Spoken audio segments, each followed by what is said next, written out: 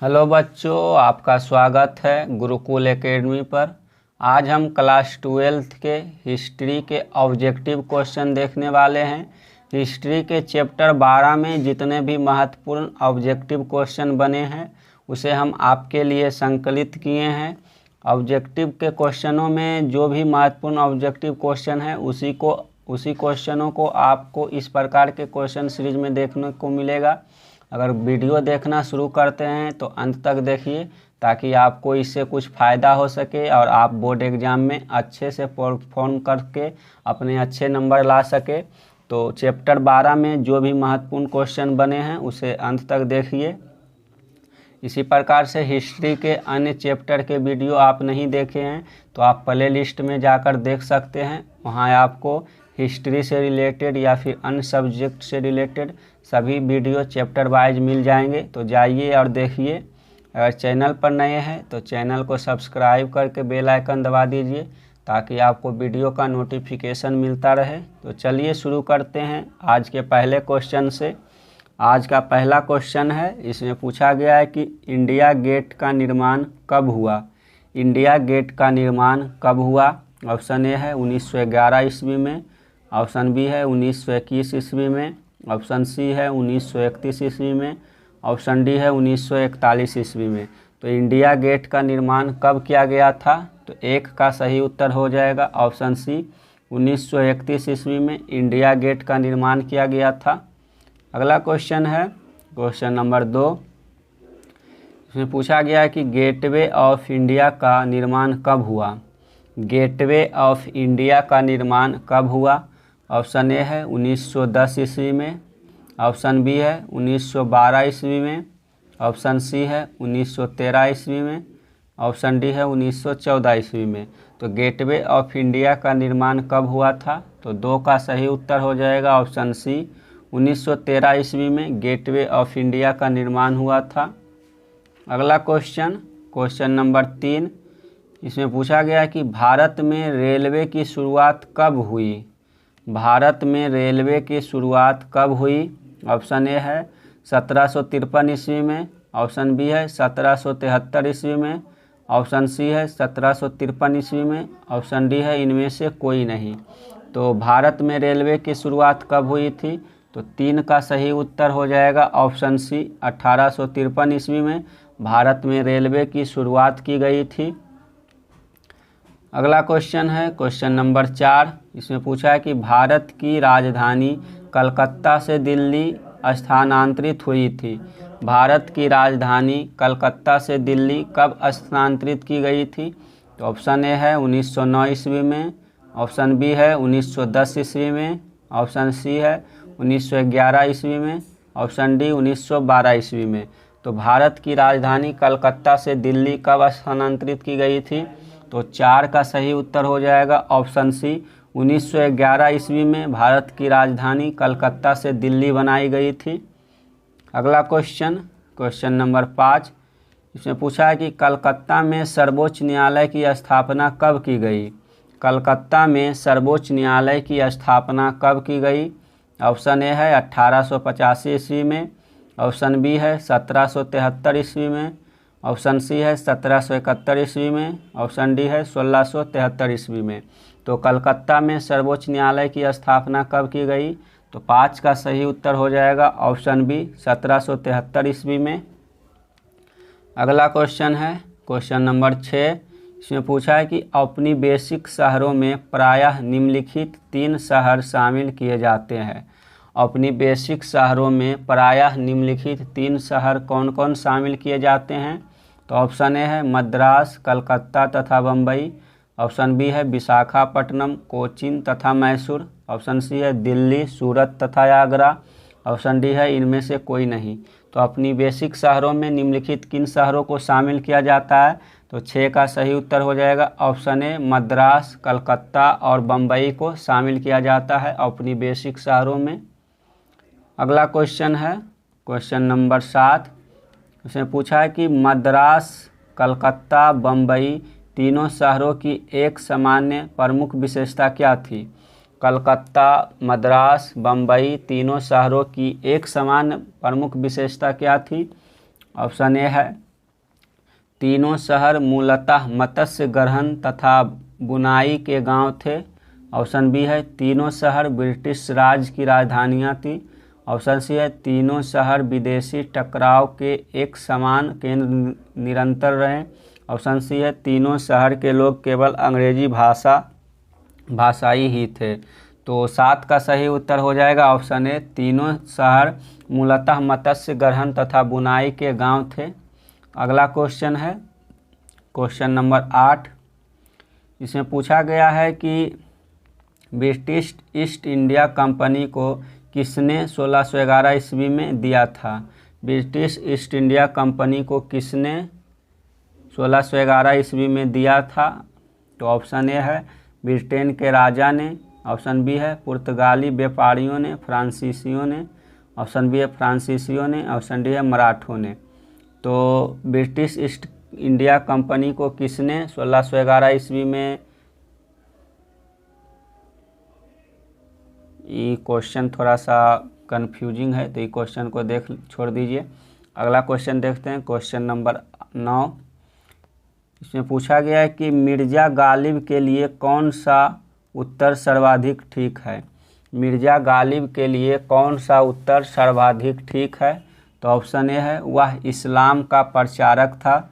Option B है वह एक प्रसिद्ध शायर था। ऑप्शन सी है वह सूफी संत तथा योद्ध सिपाही था। ऑप्शन डी है वह एक विख्यात पत्रकार था। तो मिर्ज़ा गालिब के लिए कौन सा उत्तर सर्वाधिक ठीक है। तो 9 का सही उत्तर हो जाएगा ऑप्शन बी, वह एक प्रसिद्ध शायर था। अगला क्वेश्चन है क्वेश्चन नंबर 10। इसमें पूछा गया है कि शाहजहानाबाद को बसाया था। शाहजहानाबाद को किसने बसाया था। ऑप्शन ए है अकबर ने। ऑप्शन बी है शहरयार ने। ऑप्शन सी है शाहजहां ने। ऑप्शन डी है औरंगजेब ने। तो शाहजहानाबाद को किसने बसाया था। 10 का सही उत्तर हो जाएगा ऑप्शन सी, शाहजहां ने। अगला क्वेश्चन है क्वेश्चन नंबर 11। इसमें पूछा है कि पलासी में अंग्रेज़ों तथा बंगाल के नवाब में युद्ध हुआ था। पलासी में अंग्रेज़ों तथा बंगाल के नवाब के बीच युद्ध कब लड़ा गया था। तो ऑप्शन ए है 1764 ईस्वी में। ऑप्शन बी है 1805 ईस्वी में। ऑप्शन सी है 1757 ईस्वी में। ऑप्शन डी है 1856 ईस्वी में। तो पलासी का युद्ध कब लड़ा गया था। तो 11 का सही उत्तर हो जाएगा ऑप्शन सी, 1757 ईस्वी में पलासी का युद्ध लड़ा गया था। अगला क्वेश्चन है क्वेश्चन नंबर 12। इसमें पूछा कि अखिल भारतीय जनगणना का पहला प्रयास जिस वर्ष किया गया वह था। तो अखिल भारतीय जनगणना का पहला प्रयास कौन से वर्ष में किया गया था। ऑप्शन ए है 1872 ईस्वी में। ऑप्शन बी है 1772 ईस्वी में। ऑप्शन सी है 1716 ईस्वी में। ऑप्शन डी है 1657 ईस्वी में। तो 12 का सही उत्तर हो जाएगा ऑप्शन ए, 1872 ईस्वी में पहली बार जनगणना के लिए प्रयास किया गया था। अगला क्वेश्चन नंबर 13। इसमें पूछा गया है कि भारत में जिस वर्ष के उपरांत दशकीय जनगणना शुरू हुई वह था। भारत में जिस वर्ष के उपरांत दशकीय यानी कि प्रत्येक 10 वर्षों में जनगणना शुरू हुई, किस वर्ष के बाद भारत में प्रत्येक 10 वर्षों पर जनगणना कराई जाने लगी। तो ऑप्शन ए है 1681 ईस्वी में। ऑप्शन बी है 1781 ईस्वी में। ऑप्शन सी है 1881 ईस्वी में। ऑप्शन डी है 1951 ईस्वी में।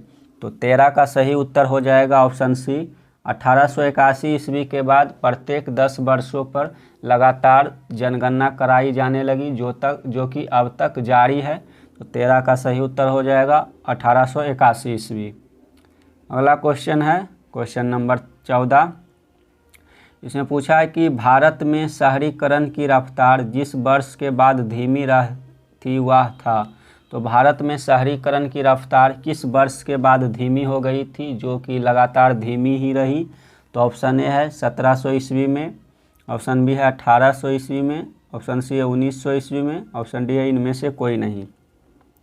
तो 14 का सही उत्तर हो जाएगा ऑप्शन बी, 1800 ईस्वी के बाद जो भारत का शहरीकरण था वो धीमा पड़ गया, जो कि कुछ वर्षों तक यानी कि कुछ दशकों तक वह धीमी बना रहा।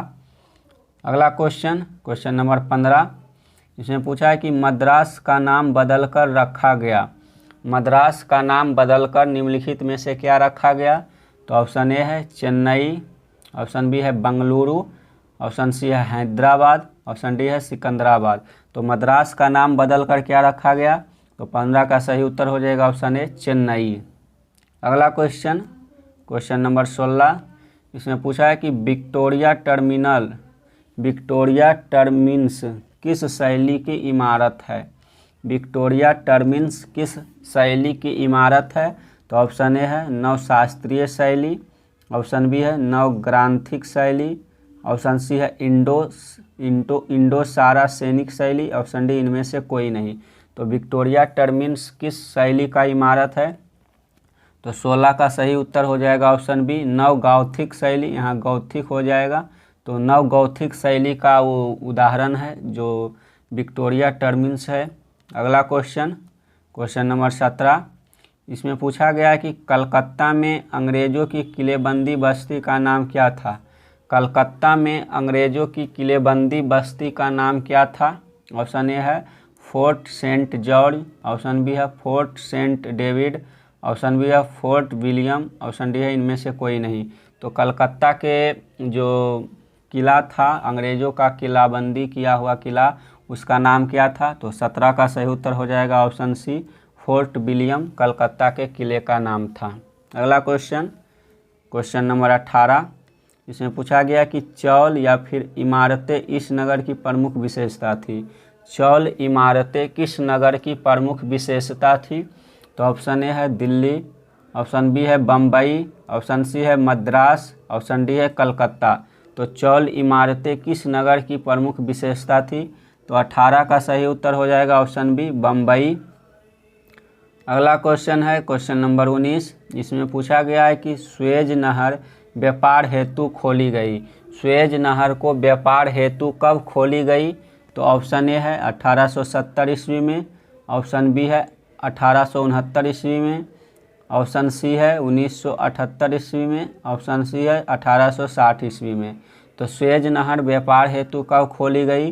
तो 19 का सही उत्तर हो जाएगा ऑप्शन बी 1869 ईस्वी में।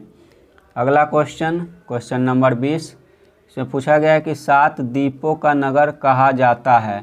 7 द्वीपों का नगर निम्नलिखित में से किसे कहा जाता है? Option A Bombay, option B Shimla, option C Calcutta, option D Bangalore. तो 7 द्वीपों का नगर किसे कहा जाता है? तो 20 का सही उत्तर हो जाएगा ऑप्शन ए बम्बई को 7 द्वीपों का नगर कहा जाता है। अगला क्वेश्चन नंबर 21, इसमें पूछा है कि छोटे अस्थाई बाजार को क्या कहते हैं? छोटे और अस्थाई बाजार को हम क्या कहते हैं? ऑप्शन ए है कस्बा, ऑप्शन बी है सिविल लाइंस, ऑप्शन सी है गज, ऑप्शन डी है हाट टाउन। तो छोटे अस्थाई बाजार को हम क्या कहते हैं? तो 21 का सही उत्तर हो जाएगा ऑप्शन सी गंज कहते हैं। अगला क्वेश्चन नंबर 22, इसमें पूछा है कि नगर का प्रधान अधिकारी कहलाता है।